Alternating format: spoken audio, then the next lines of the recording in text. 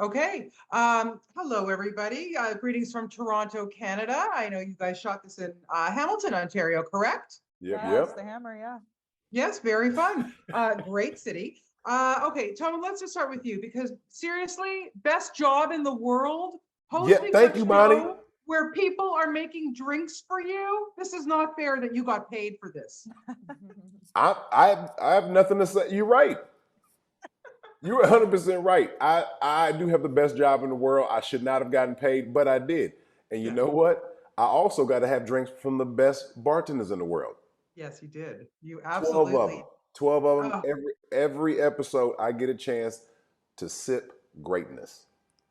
that is for sure. Now, Kate and LP, congratulations to the two of you. I've seen all 10, so I'm not saying a word. We have But not. Kate, okay, I'm not saying Yeah. it's all good. We're in the But dark. Katie, let's start with you because first of all, you two have such great, amazing backgrounds. You're so talented at what you do. But Kate, when you walked in that room for the first time and you saw that giant bar and then all your competitors, like, how were you feeling? What was that like?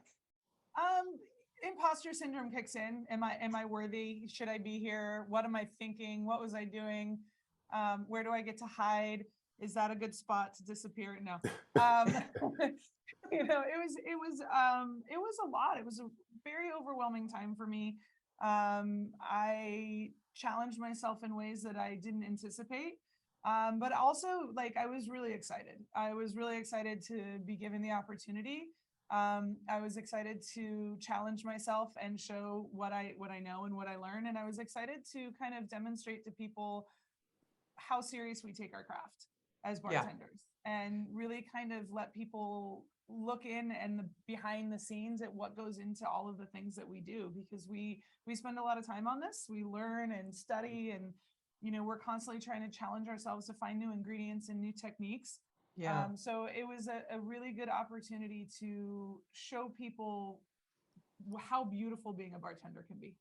Yeah, absolutely. I mean, it's so creative and LP, I mean, honestly, you know, I can't even imagine when the judges come to you and say, okay, you've got to do this. Like, I was just wondering, was there a particular challenge that truly challenged you, or maybe you stepped back and went, okay, I got to think about this. Like, my extent of mixing a drink is pouring some wine and maybe putting an ice cube in there. So kudos, honestly. Yeah, there was a moment where I certainly was missing my family. And I was like, I am tired. I am ready to go back home. And it really took everything in me to remind myself, like, you are here to do the best job that you can do in this moment, and to really push through that feeling. And ultimately at the end of the day, I'm really proud of what I was able to do. And the bigger message, which is that my hope is that it really inspires others to see that they're capable of so much more than they might think that they are. Okay, so Tony, I got to ask you, at the end of each day, like, do you go home drunk? How does this all work? Um, Starts each not day. yes, No, but I'm not just from the kidding. show. Yeah, I took a couple sips. It definitely, you had to eat in the morning for Yes. sure. You had to eat a nice breakfast. But no, we're really just kind of sipping. And but I'm telling you, the problem was when they nail it. When these two here and then all the rest of the contestants nail a drink, and then you want to finish them, Yeah, but you got a whole day ahead of you. right. So yes, did I? I didn't end up from the show drunk, no, but I did have my cocktails afterwards. Yes, I'm a fan of a good pub. Who isn't? I mean, seriously, I for mean, sure. even wine with Yeah, ice cubes, I'm down. yeah. We'll come back when you guys come back for season two. We'll meet up in Hamilton and we'll all have a drink together. We'll be all We good. all know we know the Absolutely. spots in the hammer now. We got Like, Oh we're some yeah. there. We're ready. yes. I'm sure you do. Well, let's talk about that because the station that this is going to air on is in Hamilton. It's the morning show in Hamilton. So, Kate, tell me a little bit about maybe first you about maybe going and drinking in Hamilton and what was that like? It was a blast. We had some downtime with the bartenders, and we really enjoyed the diversity of drinking establishments that the Hammer had to offer. And it was a great way to warm up because it was cold. It is. It's no joke. Yeah, it was great. And I think the most important thing was the people and the bartenders that we got to meet. You know, we had a really good time and we got to enjoy each other's companies and have great cocktails. And there was cocktail establishments and there's also dive bars. And you know, I don't Yes. know any bartender that does not love a good dive bar. Hello, for sure. Now, LP, I gotta ask you, this might be a weird question, but Yeah. do you see a difference in maybe Canadian bartenders? I mean, there's a Canadian contestant as well, as opposed to somebody who's from the States or somewhere else. Like, what is do you come in with different kind of mentalities? Yeah, no, I don't think it's a mentality thing. I think we're certainly accustomed to working with different ingredients. There's certainly like different styles of bartending, even in the US from the West Coast to the East Coast. So I think it was very interesting, not specific to Canada, but across the board to see how different everyone was, their Yeah. techniques, their styles, like what they were accustomed to making.